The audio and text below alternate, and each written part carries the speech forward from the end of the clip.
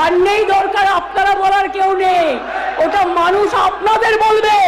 আর নেই দরকার কেন্দ্রে বিজেপি সরকার, আর নেই দরকার মোদীর সরকার, আর নেই দরকার গুন্ডাদের সরকার। স্লোগান পাল্টা স্লোগান, এ যেন স্লোগান নিয়ে কাড়াকাড়ি, তার মধ্যে এলো হুঁশিয়ারিও। ফরেনার্স ট্রিব্যুনাল অ্যাক্টে স্যার এবার কিন্তু ওরা যখন বলবে, আমি বলে যাচ্ছি আমাদের বেঞ্চ কাউকে বলতে দেবে না, ওরা যখন বলবে আগে শান্ত হোক।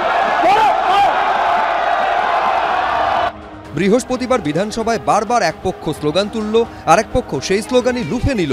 একটা সময়ে তৃণমূল সরকারকে আক্রমণ করতে তালে তালে 1, 2, 3, 4 বলে স্লোগান দেন বিজেপি বিধায়কেরা। বিজেপির স্লোগানেই তাদের বিদ্ধ করেন মমতা বন্দ্যোপাধ্যায়। এই মোট বাংলা ভাষা মনে রাখবেন, 1, 2, 3, 4 বিজেপি সবচেয়ে বড় চোর, আজকে চোরেদের সর্দার।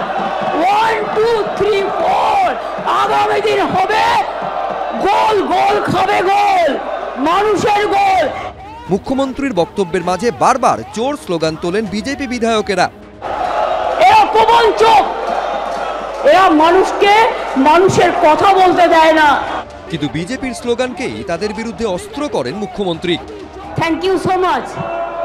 আপনারাই বলে দিলেন মোদি চোর গদি চোর, এটা আপনাদের মুখ দিয়ে শোভা পায় না, উনি আপনাদের নেতা।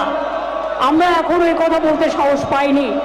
আপনারা কখন কি বলছেন আর কখন কি করছেন সেটা নিজেরাই জানেন না। আসলে আপনারা রাজনৈতিকভাবে কোনো রাজনীতি শিক্ষা পাননি। তৃণমূল যেটা আদপেই রাজনৈতিক দল নয়, একটা প্রতিক্রিয়ার মধ্যে দিয়ে ক্ষমতা এসেছিল, এবং রাজ্যের মুখ্যমন্ত্রী তিনিও প্যারাট্রুপার পলিটিশিয়ান নন, তিনি মাটির গন্ধটা চেনেন, রাজনীতিটা বোঝেন।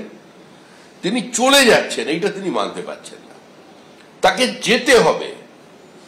তার সে অবস্থায় নেই তিনি আর, যে মানুষের সামনে চোখে চোখ রেখে বলবেন যেতে পারি কিন্তু কেন যাব, এই অবস্থা বলতে পারবেন না।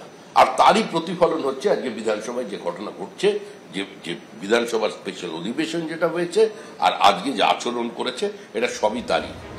বাকযুদ্ধের মাঝে আচমকায় সবাইকে চমকে দিয়ে মমতা বন্দ্যোপাধ্যায়ের মুখে শোনা যায় বাংলায় পরিবর্তনের ডাক। পরিবর্তন চাই বাংলায়, পরিবর্তন কি? বিজেপি হটাও, দেশ বাঁচাও, বিজেপি হটাও, দেশ বাঁচাও।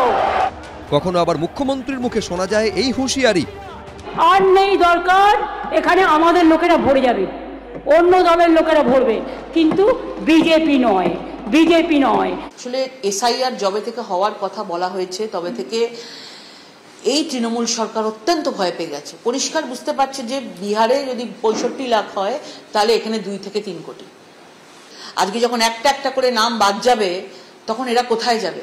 কয়েক % ভোটের হেরফের আছে, এবং সেটা পরিষ্কারভাবে যদি আজকে বাংলাদেশি এই রোহিঙ্গাদেরকে যদি সরিয়ে দেওয়া হয়, মুখ্যমন্ত্রী ভয় পাচ্ছেন, তাহলে এ যাত্রায় এনারা আর এই বৈতরণী পালাতে পারবে না।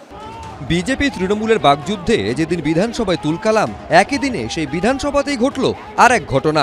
মৎস্যমন্ত্রী বিপ্লব রায়চৌধুরীকে অপদার্থ বললেন তৃণমূলেরই বর্ষিয়ান বিধায়ক সমর মুখোপাধ্যায়। পরে অবশ্য স্পিকার বিমান বন্দ্যোপাধ্যায়ের নির্দেশে ওই শব্দ প্রত্যাহারও করে নেন সমর মুখোপাধ্যায়। বাবা ওটা হাউসে, ওটা অসাংবিধানিক কথা। মাননীয় মন্ত্রী বললেন, আমি উদ্যোগ করেছি, আমার বলা ঠিক হয়। বিজেপির হাতিয়ার এই গরিব হিন্দুরা।